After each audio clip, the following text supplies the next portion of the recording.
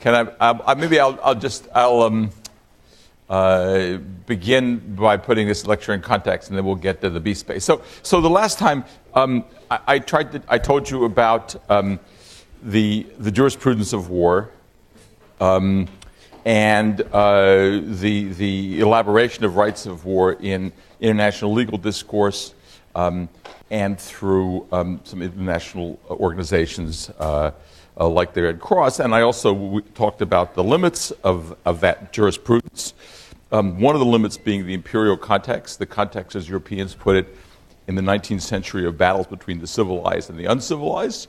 And then your classmate Lars Taylor kindly spoke in the end about the sort of practical issues of the laws of war in relationship to the rules of engagement and the actual politics of military intervention somewhere. And I tried to speak to you a little bit about this issue of the actual politics of the interpretation of the laws of war. These are also called international. International humanitarian law, IHL. So that's an important laws of war, which I called it. It's also in the legal literature, IHL, International Humanitarian Law. So today, I want to do two things. I want to, in the first place, I want to speak about imperialism. In a sense, this is a lecture that might work better in a straightforward European or American history class where we have 1, 2, 3, or 4 lectures on imperialism, and many of you may have taken these classes and will know these sorts of things. But my main point today is not to explain to you the causes of imperialism or its economic consequences, but to speak to you about imperialism as the kind of, as I want to say to you in a moment, the elephant in the room of a great deal of humanitarian and human rights discussion. And then the second thing I want to do is go over, with some care, the sources that you read this week.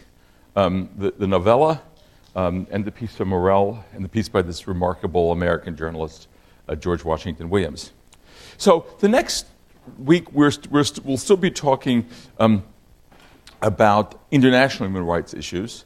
But in the week after that, when we talk about the German case and the Russian case, and then the weeks after that, we'll be talking much more about national issues.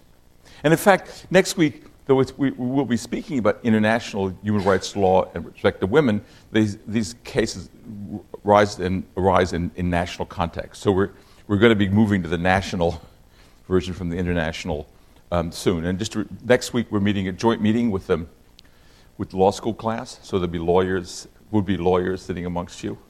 Those will be the strangers that you see. Okay. So part one now is this part about empire. So the first thing I want to just put in the most general and abstract context, and then I promise you we'll be getting specific again.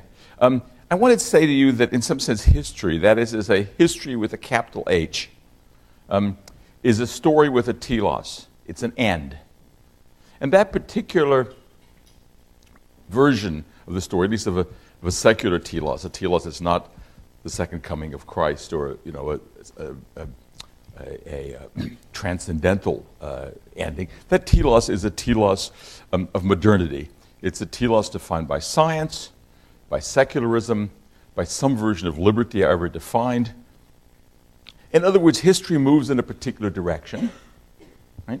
And that understanding of history moving in a particular direction, defined by science, liberty, reason, the notion of progress towards something, was articulated by 19th century Europeans, and their Marxist versions of it, as we'll see when we do the Russian case. There are liberal versions of it. There are other flavors of their combination, but basically it's a story of moving in a particular direction. Today, when you read about this in the paper, you'll read about Westernization, or the world and the West.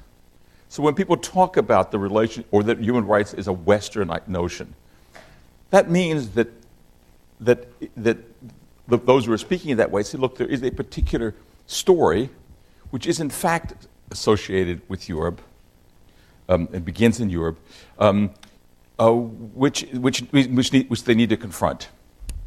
So imperialism is, in some sense, the dark side of this telos.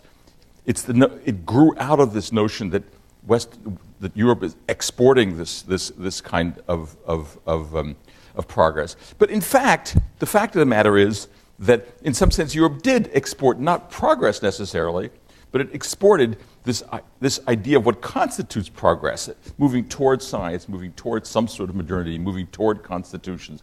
All these sorts of stories are ones which the rest of the world, in some way or other, are moving toward. Now, this is a function of this kind of world domination that we're talking to you about today, which begins in the late 17th century and really goes global, but in the 19th century, of the European domination of the world. So the rest of the world, or much of this, in this post-colonial world, is dealing with this huge challenge, which is a challenge of thinking about alternative modernities, in some sense anti-modernities. But it's a huge elephant in the room, because in some sense human rights is part of the story of liberty, the telos that we began, we talked about constitutions, the universal claims of the French Revolution, the European claim to free the slaves of the world. All these things we've been talking about begin in Europe, and they have this world impact. And the post-colonial world, both the imperial world and the former colonial world, and those of us who live in the West, think about what would be alternative histories. Can we understand history in a different sort of way? So this story of imperialism from the perspective of Europeans is the perspective, in the 19th century, of moving along the great locomotive of history.